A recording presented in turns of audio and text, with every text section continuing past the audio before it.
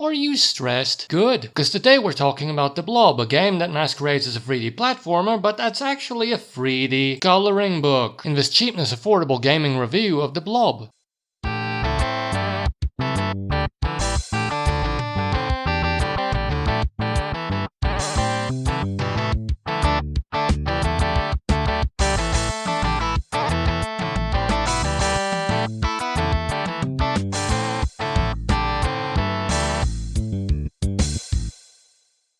How dare you go on about their supposed lack of color when you're such an uninspired shade of beige? Welcome to Radio Kingdom of Color, being invaded by the Inked Corporation. Yes, they hate all color fun. They epitomize villainy. Their leader, Comrade Black, has a fussing, blundering, stereotypically dictatory persona. I would have simply gone with villain if it weren't for the hat. He punishes his followers for constantly losing to our hero, the Blob and the Color Underground. They who fight the forces of Bland, not an album, with their ultimate goal being returning their land to looking like an arts district, with suitable hipstery add-ons presumably. Ooh, cafes. Don't worry, the underground top brass is just coincidentally larger than the average Radiant. It's not a might makes right hierarchy situation, and no, Comrade Black isn't secretly the real hero. And our pal, the Blob, seems to have a superpower. He's not inherently colored in. He's translucent, and can absorb paint points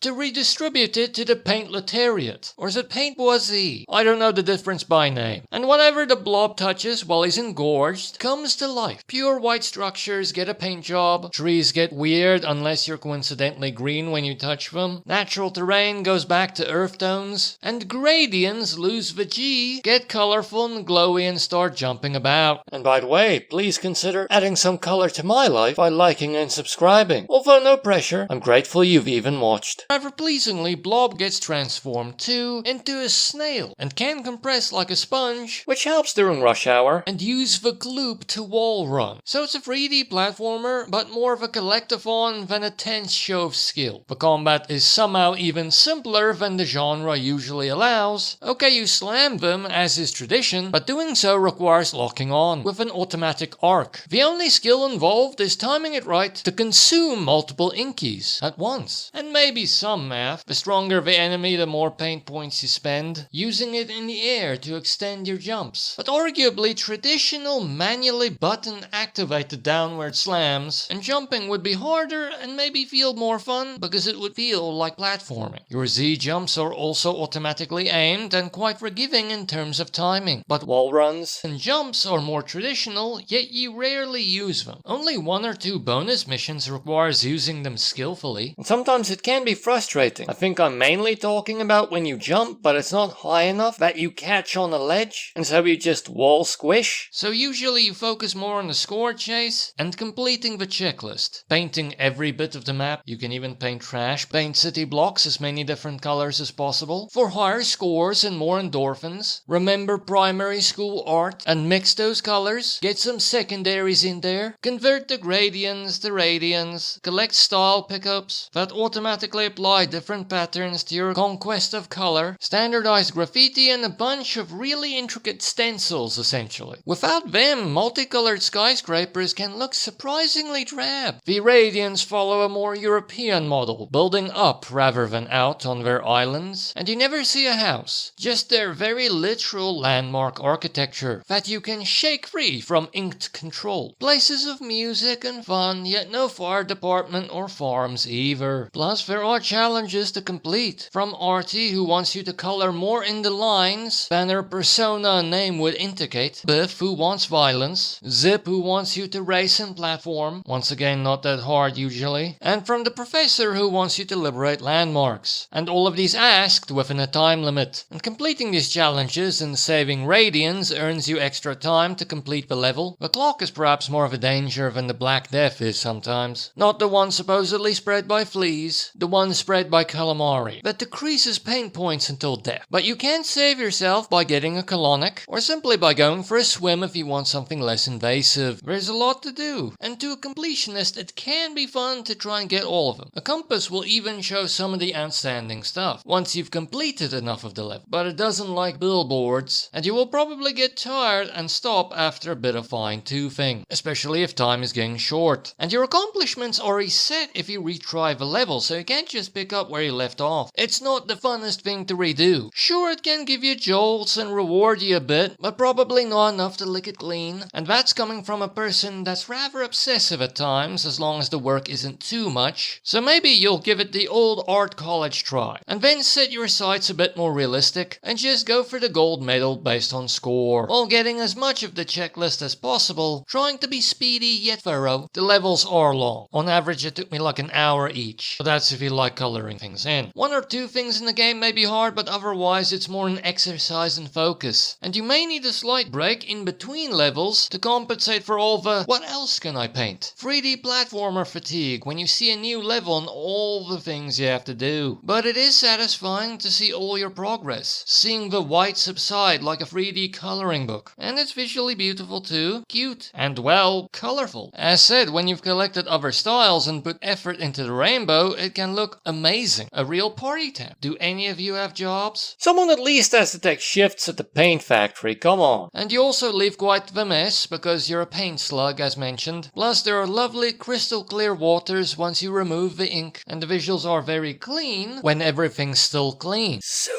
white. Really, don't underestimate a rolled on base coat. And sometimes the architecture isn't just literal, it's illogically fun. For instance, this art supplies holder doubles as a massive mini golf course for some reason. And the music is good too. Cheerful. Travels across genres. With funkier accents like bass riffs. You unlock them and then you pick them for the level. Reggae. Easy listening.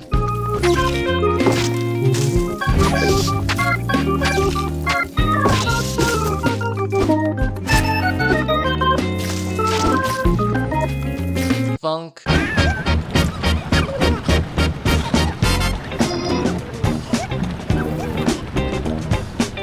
Nothing hard, dark, or aggressive, but it's quality. I didn't even notice the potential issue that it loops for the entire level. It just enters your consciousness in between you focusing on completing objectives. It's very easy to listen to. Nice and reactive too.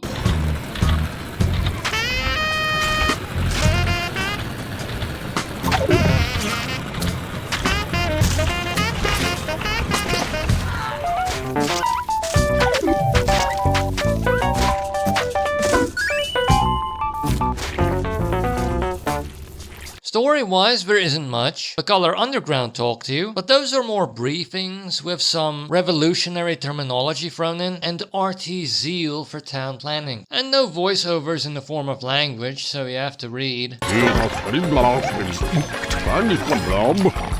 By the way, just look at these slapstick starfish. Depressing minions, and there are cutscenes on occasion that can be amusing, short but amusing. Are the Inkies related to Agent 47? And the game does offer split screen versus mode, where you can race to color in as much of the town as possible, or maybe just race. And it is remote play together compatible, and Steam input works as well. Not everyone's bag is a multiplayer title, but I like it. It took me like 19 hours to complete the game and play a little bit of versus. But once again, remember, that's if you put a decent effort into it like I did to try and paint everything, complete the checklists. If you just speed through the levels, it will be nowhere near that long. And the game is cheap on Steam, 219 Rand full price, 54 Rand 75 cents on sale. That's 2 Rand 89 cents per hour of gameplay, which is pretty good. It's probably better than a lot of 3D platformers will give you nowadays, since most of them are remastered. But it isn't the easiest to download, as it takes up 9.33 gigabytes on the hard drive, but rather surprisingly, it works on the Warhorse, somehow.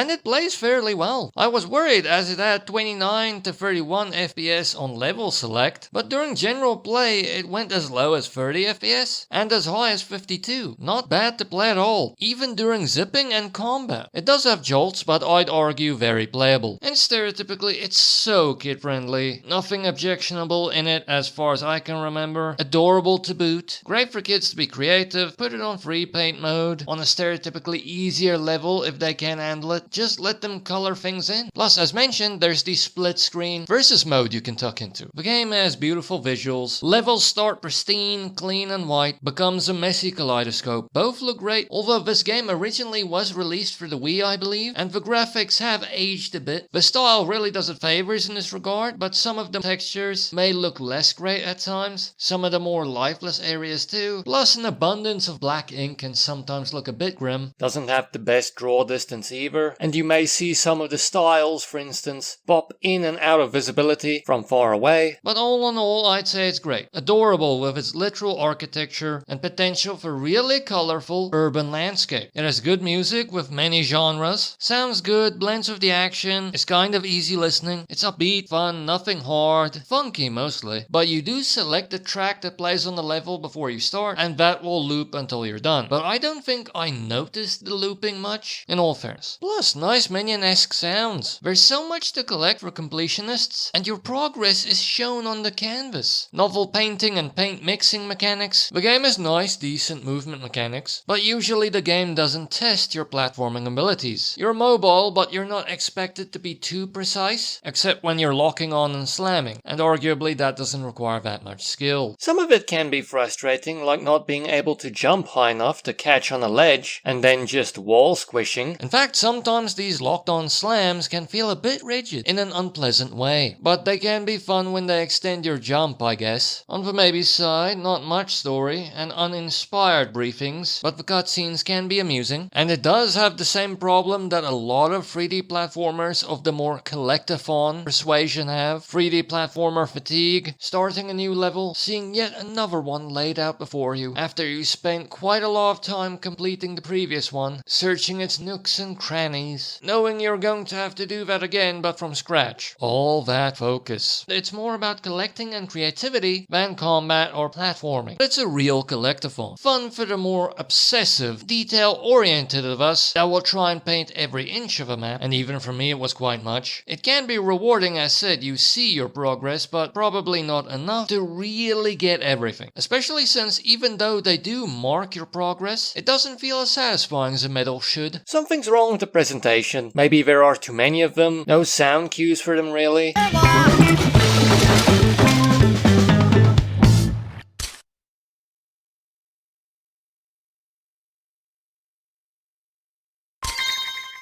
No indents in the campaign map showing you need more of them. It's not really enough to trick the lizard brain, you know? It's kind of like they're saying, do it, don't do it, we don't care, so you'll do it as much as you care. And I'm guessing some of you don't care at all. On the con side, there are some unrefinements, such as squishing stuck. And I'm going to mention this late, but it may have some camera issues as is common to the genre. I only noticed this recently when I replayed it for a select bit of video with keyboard and mouse instead of a controller. But I'd argue nothing major, and the combat is uninspired. A manual slam would have perhaps been better, but I won't begrudge anyone calling the combat simple instead of bad. Come on, play it. The Blob is like a colorful Rambo figure who came out of the wilderness to help the fight. With his obvious experience, see? Liver spots. His colorful lifestyle may keep the grey away, but not that.